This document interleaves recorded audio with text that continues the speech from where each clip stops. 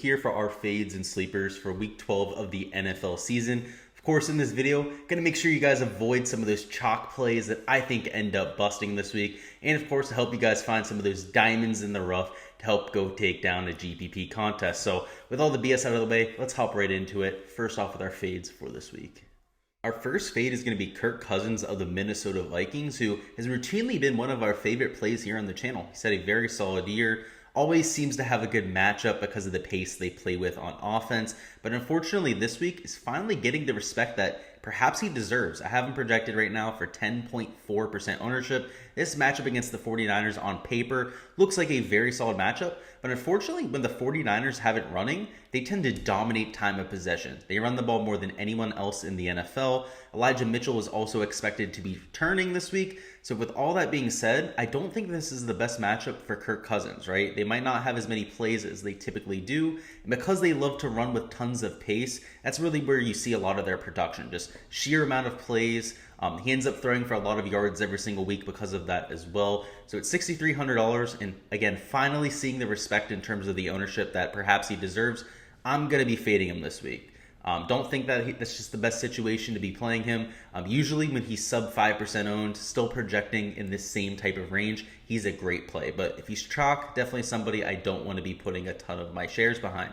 Next up, we have A.J. Brown of the Tennessee Titans. This matchup against the New England Patriots is definitely worrisome, especially when we consider that A.J. Brown is first of all questionable himself, but Julio Jones likely to miss, and the rest of their wide receivers and weapons in general aren't really solid to say the least. You're dealing with a lot of backup level players, particularly at tight end, where Anthony Firks or Michael Pruitt are far from a starting level tight end.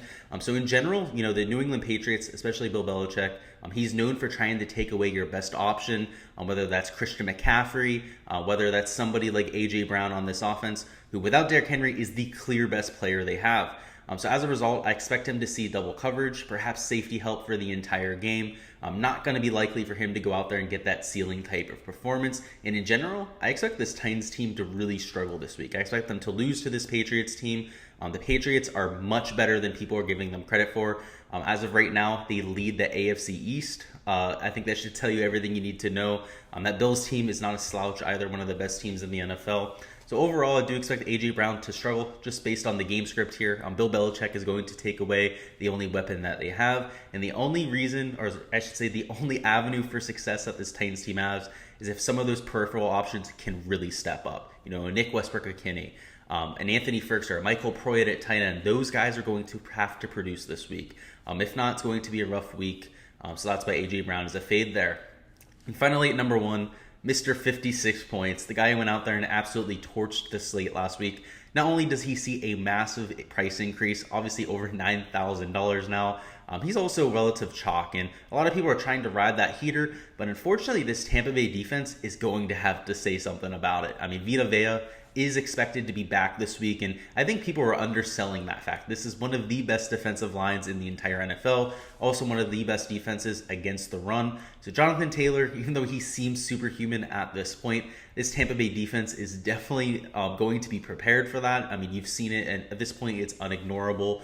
I expect them to put a lot of emphasis on stopping the run, and overall, they're going to put a lot of the pressure on Carson Wentz to go out there and beat them. So in terms of game script, I think that he's going to have a little bit less production than we're used to seeing. It is undeniable that he's going to see 25 to 30 touches. He's been doing that routinely now here in 2021, but unfortunately, he might not have as much success with those touches as we've seen in the past. He's going to see tons of stacked boxes. So as a result, comes in as my number one fade. And now for the sleepers. First off, we have Carson Wentz, who I think is going to be the beneficiary of this Tampa Bay defense trying to stop the run.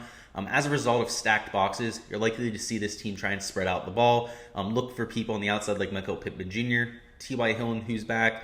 You have some nice tight ends over there in Jack Doyle, also Cox out there.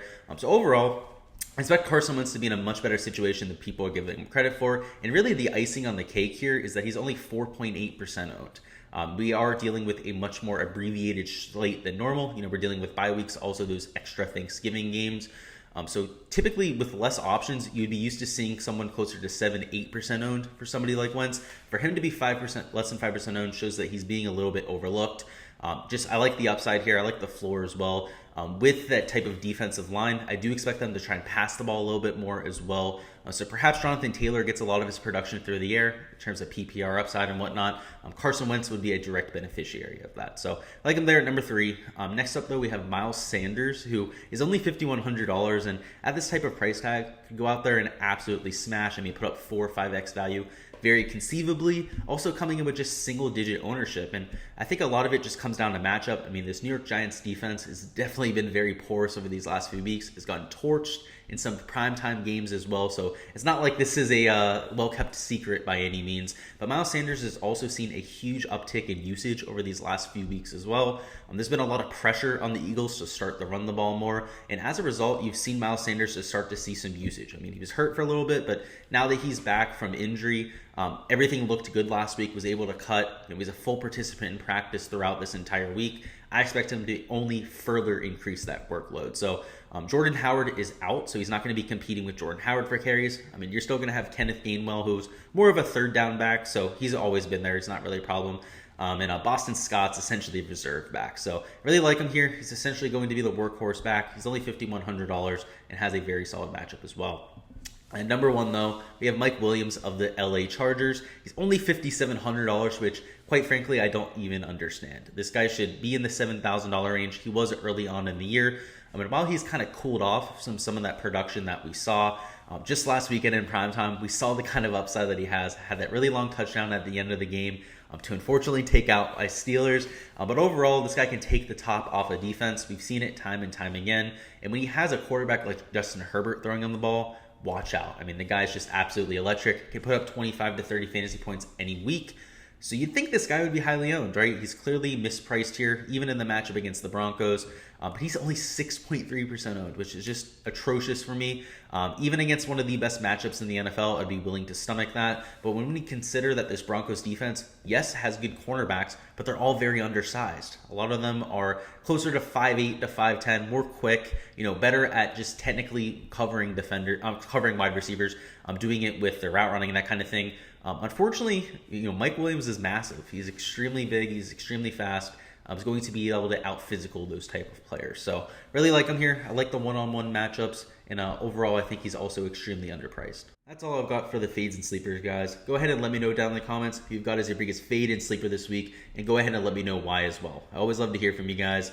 Maybe it's somebody that I already mentioned, or maybe somebody completely off the board. Would love to hear from you guys as well. And of course, appreciate all the support here on the channel as well. If you guys haven't already liked the video or subscribed to the channel, make sure you guys go ahead and do so. We're going to have even more NFL content coming throughout the week. In terms of the main slate, we'll have our live stream on Sunday morning. That'll be at 11:30 a.m. Eastern time, covering my player pool, any last-second injuries, ownership updates, all that sort of fun stuff.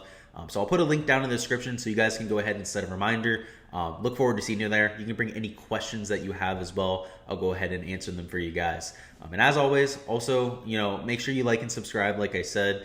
We're also going to have showdown content coming throughout the week. So if you guys are looking forward to playing the single game slate for Sunday, for Monday Night Football, for Thursday Night Football next week, we're going to have all of that content coming as well. So good luck with all of your contests for this weekend, guys, and good luck.